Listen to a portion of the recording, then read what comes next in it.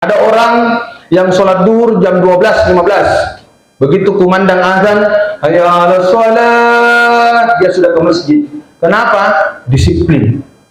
Ada orang yang sholat duhur jam 2. Tetap sholat namanya, sah sholatnya, tapi jelas kualitas pahalanya beda. Kenapa? Dia tidak disiplin. Ada orang yang buka puasa, begitu beduk maghrib, Allahu Akbar, berbuka, itu besar pahalanya. Tapi ada juga orang sebentar bisa masih kuat aja, belum pika haus, belum pika lapar. Jam 7 pika apa? Coba. Itu sudah makruh itu karena menunda-nunda. Jelas kualitas pahalanya berkurang. Kenapa? Karena tidak disiplin.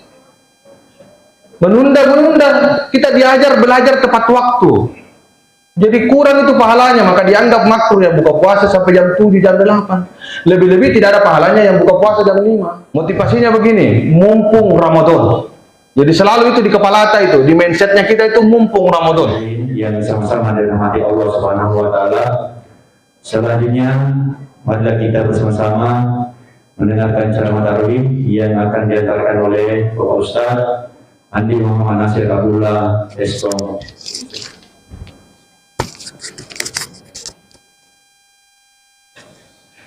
Assalamualaikum warahmatullahi wabarakatuh. Alhamdulillahi rabbil alamin. Alladzi ja'ala lakumul arda dhalulan famshu fi manakibiha wa kullu min rizqihi ilayhi nusyur. Asyhadu an la ilaha illallah wahdahu la syarika lahu wa asyhadu anna Muhammadan abduhu wa rasuluhu la nabiyya ba'da. Ayyuhal musyahidin al-kiram, Bapak Ibu jamaah Isya Tarawih yang sangat dimuliakan dan dirahmati oleh Allah. Ini sebagaimana penyampaian protokol tadi. Kita sudah di pertengahan. Sudah mendekati penghujung. Malam hari ini harusnya kita banyak bermuhasabah, mengevaluasi diri bahwa sudah maksimalkah ibadah Ramadan kita di 15 hari terakhir. Sebenarnya kita sudah bisa mengevaluasi diri. Tingkat keberhasilan Ramadan kita, apakah lebih bagus tahun ini daripada tahun kemarin? Ini sudah bisa dilihat di 15 hari pertama. Harus banyak bermuhasabah, harus banyak mengevaluasi diri, karena tugas kita di Ramadan adalah senantiasa meningkatkan kualitas ketakwaan, senantiasa mendekatkan diri kepada Allah, karena orang-orang yang demikianlah yang dimaksud dirindukan surganya Allah Subhanahu wa Ta'ala. Hadirin jamaah sahabat dimuliakan dan dirahmati Allah. Di dalam Al-Quran ada ayat yang menyebutkan wa man nu'ammirhu. Ini kalau baru dipotong, baru dibaca sepotong ayatnya, ibu-ibu sudah sambung. Berarti mati dulu mau buka surah Yasin. Wa man nu'ammirhu nunakkishu fil khalqi. Apabila Allah panjangkan umur seorang hamba, nunakkishu fil khalqi, akan ada yang hilang dalam dirinya, ada yang diambil, ada yang berkurang. Kita tidak selamanya kuat, kita tidak selamanya sehat, kita tidak selamanya banyak harta, kita tidak selamanya mampu dan segala macam. Dalam keadaan lahir kita menggenggam, tapi tidak menggenggam terus. Karena ternyata seiring berjalannya waktu, genggaman yang kuat ini akan lepas dan kita akan pulang dalam keadaan bersedekap. Seakan-akan Allah memberikan pesan kepada kita, cari memang dunia sebanyak-banyaknya, genggam dunia sebanyak-banyaknya, tapi ingat, nanti akan dilepaskan. Kita akan pulang. Nunakkishu fil khalqi, akan ada yang hilang. Orang yang dulu tegap, jalan gagah melangkah, seiring berjalannya waktu, bertambah umurnya, tapi dia semakin lemah, mulai membongkok, melemah, ada yang berkurang. Namun makna lain dari nunakkishu fil khalqi, berkurangnya ingatan, melemahnya ingatan, cenderung pikun, kita gampang lupa. Sadar atau tidak, 11 bulan perjalanan jelang Ramadan, kita ini digerogoti penyakit yang namanya nunakkishu fil khalqi. Sering lupa sholat 5 waktu itu jam berapa, lupa melaksanakan puasa sunnah, lupa menjadi pribadi yang sosial, memperbaiki hablum minallah wa hablum minan nas. Banyak yang kita lupa. Maka ketika ketemu Ramadan, ini yang mau diaktualkan kembali, ini yang mau diperbaiki kembali, direfresh kembali. Karena ternyata itu nunakisu fil qalbi, itu penyakit. Penyakit itu. Cuma kita kadang anggap sepele ini penyakit lupa, jadi dianggap biasa.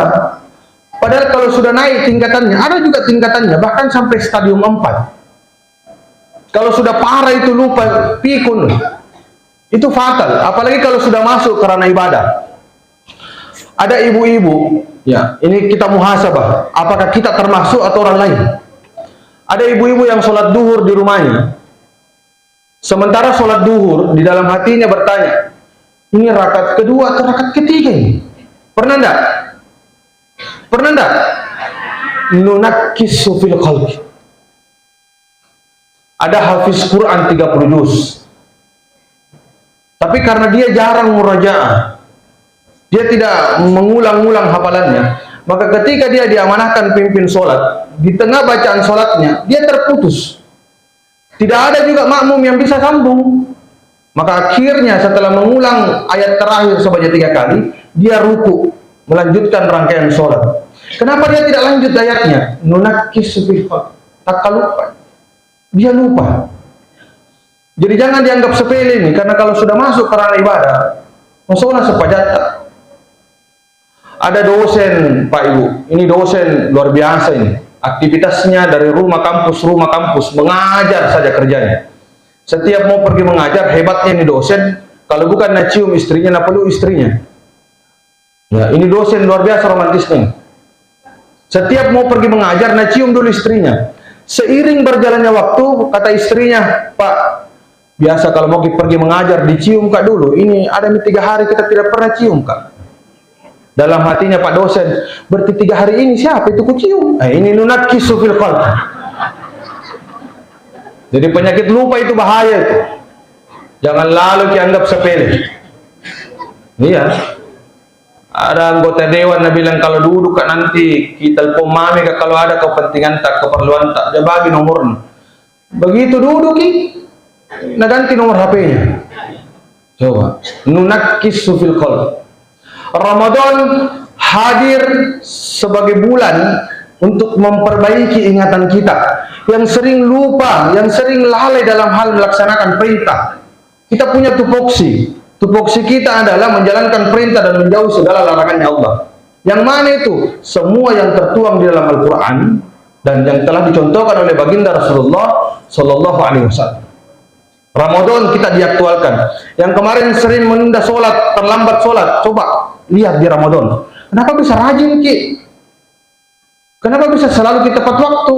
Di Ramadan dia begitu. Maka sebenarnya kualitas Ramadan seseorang akan bisa dinilai bukan di Ramadannya. Nanti kalau keluar Ramadan, di sini dilihat yang mana hebat. Jangan sampai dia cuma rajin baca Quran Ramadan. Jangan sampai cuma bangun sholat tengah malam Ramadan, rajin ke masjid cuma Ramadan. Begitu keluar Ramadan, sepi lagi masjid, jarang lagi ada didengar orang baca Quran. Berarti tidak berkesan. Coba, dia kembali digorgoti penyakit nunakisu fil qalbi. Nah, Ramadan itu obatnya. Makanya kunci sukses Ramadan melaksanakan ibadah itu harus disiplin. Supaya terbiasa disiplin, begitu keluar dari Ramadan, ketemu Sya'ban sampai Syawal, disiplin terus. Jadi sebenarnya ini kita 11 bulan kemarin, lupa dengan kedisiplinan dalam hal beribadah. Sholat itu, inna sholata kanat salal mu'minuna kitaban mawquta. Perkara ibadah yang kata Allah, kitaban mawquta. Sudah ditetapkan waktunya. Kitaban mawquta, bukan mau-mauta. Coba, jadi jangan menunda-nunda. Harusnya meluangkan waktu, bukan bilang ada waktu luang. Coba, disiplin, kuncinya itu disiplin. Ini yang mau dibiasakan ini. Ada orang yang sholat duhur jam 12.15. Begitu kumandang azan, hayya 'alas shalah, dia sudah ke masjid. Kenapa? Disiplin. Ada orang yang sholat duhur jam 2. Tetap sholat namanya, sah sholatnya, tapi jelas kualitas pahalanya beda. Kenapa? Dia tidak disiplin. Ada orang yang buka puasa, begitu beduk maghrib, Allahu Akbar, berbuka, itu besar pahalanya. Tapi ada juga orang sebentar bisa masih kuat aja, belum pika haus, belum pika lapar. Jam-jam 7 pika apa? Coba. Itu sudah makruh itu karena menunda-nunda itu. Jelas kualitas pahalanya berkurang. Kenapa? Karena tidak disiplin. Menunda-menunda. Kita diajar belajar tepat waktu. Jadi kurang itu pahalanya, maka dianggap makruh ya buka puasa sampai jam 7, jam 8. Lebih-lebih tidak ada pahalanya yang buka puasa jam 5. Coba, tidak disiplin. Harus bisa disiplin. Coba kita pahami disiplin sama-sama. Saya mau ajak ibu-ibu interaksi, bapak-bapak interaksi. Jalan kote halal atau haram? Halal atau haram? Halal. Tapi kalau di bulan Ramadan pagi-pagi kita makan jalan kote, halal atau haram? Haram. Berarti kita sudah paham. Kapan pintu jalan kote halal? Sudah maghrib. Begitu ya? Ya. Es buah halal atau haram? Halal. Tapi siang-siang di Ramadan kita makan es buah, halal atau haram? Es buah haram. Kapan es buah halal? Sudah maghrib. Kurma juga begitu. Kurma itu halal. Tapi kalau makan di kurma sore-sore di bulan Ramadan, itu jadi haram itu. Kapan kurma halal? Sudah maghrib. Bapak-bapak ya, itu istri tak di belakang halal atau haram? Waktu tanya kan? Halal atau haram? Siapa lagi itu bilang haram deh? Halal. Sahih, halal. Tapi di bulan Ramadan siang-siang kita dekati istri tak dengan maksud dan tujuan tertentu. Halal atau haram? Haram. Kapan istri tak halal? Apa sudah maghrib? Sudah tarawih. Rapa-rapa kaman. Sudah maghrib itu sebentar sekali di waktu. Artinya apa? Ketika kita mau menerapkan konsep disiplin dalam hal melaksanakan ibadah, yakin dan pasti besar itu pahalanya. Kan disuruh jadi yakin ini. Makanya konsep Ramadan itu imanan wa ihtisaban. Disuruh jadi yakin. Sepanjang pelaksanaannya kita yakin, tapak yakin, percaya sama Allah, sembari berharap pahala, besar pahalanya, berlipat ganda. Maka ayo mendekatkan diri kepada Allah sepanjang Ramadan, usahakan disiplin. Motivasinya begini, mumpung Ramadan. Jadi selalu itu di kepala kita itu, di mindsetnya kita itu mumpung Ramadan. Jangan sampai berubah. Sama jadi bulan dengan kemarin. Oh tidak, mumpung Ramadan. Artinya mumpung Ramadan, bisa jadi ini malam kita sholat Isya di belakangnya Pak Imam. Mungkin besok di belakang, di depannya Pak Imam. Tidak ditahu itu. Mati tak silaluna tuh mati. Kan begitu ya? Siapa tahu bilang ke Ramadan tidak ada orang meninggal. Saya 3 hari berturut-turut tak sia terus ya. Ada orang meninggal di Ramadan. Ustaz, baru-baru ya sama-sama sholat tarawih Ustaz meninggal nih. Itulah ajal, elok puang. Maunya Allah. Jadi maksimalkan betul ini Ramadan karena tidak ditahu ajal. Kita tidak tahu kapan, di mana dan bagaimana model kematian. Mungkin tadi subuh sama-sama di samping tak di sholat. Ustaz di sampingku di sholat, bisanya meninggal Ustaz. Sampai jana pukul sudah ada. Bulannya itu kalau Nabi bilang anaknya meninggal ketika mamaku. Kenapa bisa? Bisa karena Allah yang mau. Heran Ustaz, jauh heran. Yang heran gitu kalau baru-baru sudah dikubur, sampai ke sudah ada. Coba. Itu yang heran ki. Pura di lembah. Coba. Artinya apa? Ayo paksa-paksa toy diri tak. Kalau perkara sedekah mungkin begini. Ini contoh sederhananya kalau masalah sedekah. Jangan kasih lihat pengurus masjid uang 5.000. Coba. Tanya-tanya dulu pengurus masjid. Masih lihat uang 5.000 kemarin? Ya. Masih banyak? Ya Allah. 10.000 minimal. Kenapa mesti 10.000? Banyaknya itu. Tidak banyak. Mumpung Ramadan. Jadi mindsetnya itu selalu mumpung Ramadan. 15 hari mami. Ayo. 150.000. Tidak banyak itu. Kalau motivasinya mumpung Ramadan. Tidak ada jaminan ketemu Ramadan yang akan datang. Maksimalkan memang. As-sadaqah burhanun kata Rasul. Sedekah itu adalah bukti. Al-Imam An-Nawawi menjaharkan dalam kitabnya As-Sidqu Imanihi. Sedekah adalah bukti ketakwaan seorang hamba. Kalau kita ingin mengetahui kadar kedekatan kita dengan Allah, lihat sedekah. Janganlah bawa uang kecil. Ada orang bawa uang 2.000. Itu lagi pakai isolasi. Coba. Saya ke Batanghase, singgah buang air kecil di masjid, terkunci masjid. Kata yang punya warung di sebelahnya ada warung kecil, bilang, bisa di sini Ustaz? Ya, alhamdulillah baiknya ini orang. Keluar pada RW, saya bilang, tadi Ustaz 5.000 itu. Maka majak kita. Coba. Yang saya sayangkan, tempat kotor dan hina seperti itu, WC 5.000. Kalau kimat tamak surga dosa tu. Coba. 2.000 mau masuk surga. Serius kita mau masuk surga? Coba. Masih mau masuk surga ini kan? 4 orang. Mau masuk surga? Kayak terpaksa. Serius ke mau masuk surga? Mau berangkat sekarang atau nanti-nanti pi? Nanti-nanti pi. Oh ya. Ini boleh. Ini bawah. Artinya apa? Maksimalkan 15 hari terakhir. Ayo. Tadi sudah ditawarkan investasi akhirat, bahwa besok ada acara seperti ini. Itu semua investasi akhirat. Nama-nama yang dibagikan kepada ibu, bahwa ini nama-nama pembawa buka puasa, itu investasi akhirat.